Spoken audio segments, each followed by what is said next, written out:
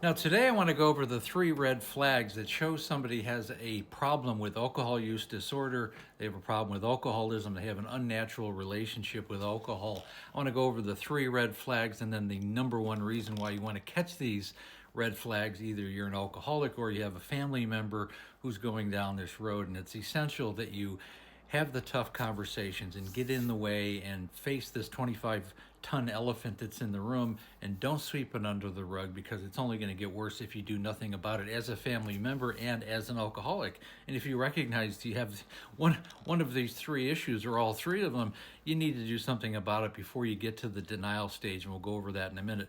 Number one is if you're drinking in isolation. Okay, you drink alone. You drink alone in your room. You disappear for a day or two. You drink alone in your car. You're always hiding it. Maybe you have a water bottle, and inside that water bottle, you want people to think that it's water. It could be vodka. It could be Chardonnay. You're sucking on alcohol right in front of everybody, and you think you're getting away with something. This is all part of drinking in isolation. It's not a normal part of drinking. This is not what drinking is designed for. Isolation loves the disease. The opposite of isolation, the opposite of alcohol use disorder, alcoholism, is connection and community, and that's what you need. You need to get away from being a solo personality. This is how you're going to get away from it. Number one, if you see that in yourself, you're drinking alone, time to do something about it.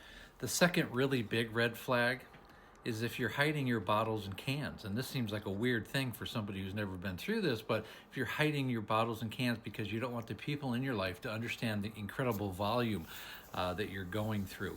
And it could be, say if you got beer cans underneath the furniture, underneath the couch, the bed, behind bookshelves, could be in the garden, could be in the toolbox, underneath car seat, in the trunk of their car. Could do the Walter White thing and hide a little whiskey flask in the water tank, and the water tank of your toilet. No one's going to look there. Nobody lifts the toilet up. Great place to hide it, by the way. We've heard all kinds of creative ways to hide it in our Facebook group. It's just amazing. One guy was hiding it. He worked on a farm and he was hiding it in the manure pile. Whatever it takes. The point is, you don't want people to know. You don't want to be found out. You don't want to be exposed for the volume that you're drinking. And if you are doing that, and if you have a family member and you recognize this, again, this is a huge red flag. Hiding bottles and cans, not a normal part of it. You might say, why don't they just throw them in the garbage? Well, think about it. If you're drinking 10, 12 beers a day, that's 80, 90, 100 cans of beer. People are going to notice if you're throwing 100 cans of beer out in the garbage, okay? And I've even known people that have they decided to throw it in the neighbor's garbage. Okay, well, you're getting away with something this week, but eventually it's going to catch up with you. And if you have a family member, it's time to have the tough conversations and do something about it. And the third red flag, and this is very obvious, is just when somebody doesn't have the ability to regulate their alcohol intake. So especially coming around the holidays, if they're in a business meeting, could be a family meeting, Thanksgiving, Christmas, there's always kind of business parties, and someone, they feel like they have carte blanche because there's beer and wine and spirits there, and everybody can drink. So they go, wow, I have carte blanche. I can sit here and drink myself into oblivion. If you have a friend or you see it in yourself and you're blacking out and somebody has to carry you out to these events, or you drink to get drunk and black out, and you're having periods where you're going through this. Binge drinking is by far the most dangerous type of drinking there is, because if you raise the alcohol content in your bloodstream, you can cause all kinds of havoc, including death, if it gets too high. High volumes of alcohol in a short period of time is the most dangerous way to consume alcohol. If you see it in yourself or a family member, again, it's time to sit down and have tough conversations before it gets any worse. And the number one reason why this is so important to understand and recognize this, either in yourself or as a family member, if you see this in someone or a friend, close friend, is because you do not want it to get it to the stage where they're in denial, where they're gaslighting, where they're deflecting everything. It's somebody else's fault. It's my parents' fault. It's the teacher's fault. It's my spouse's fault. It's my boss's fault. It's the stress at work. It's my kids' fault. I have so many stresses in my life, and they're blaming on everything else in their life except the only person that's causing the problem, which is themselves.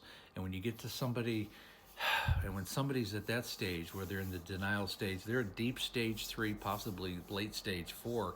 And for many people, statistically, it's too late. I'm not saying it is too late, but you want to avoid that level at all cost.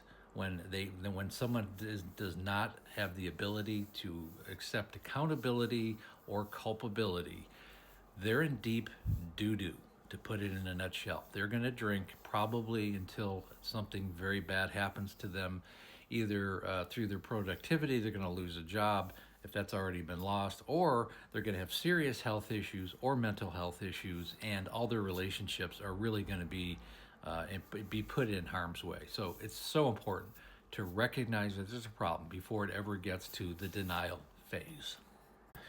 And again, I have a complete coaching program. It's called There's an Alcoholic in the Family. Link is in the bio. Set up a Zoom call. Takes about 45 minutes to an hour. We do a deep dive into what's going on with you and your family and what's going on with you and your life. Okay? I'm looking for people who are ready to change their life and the trajectory of their life and their family. I like to bring family into it because it's a family disease. The call is free. The coaching program, definitely not, but we can discuss different options when we go through it. Also, we have, I go live Monday through Friday right around 6 o'clock Pacific Standard Time, 9 o'clock Eastern Standard Time. And we also have the Facebook group. It's called There's an Alcoholic in the Family. Again, you can join that. Link is in the bio. And again, thanks so much for listening.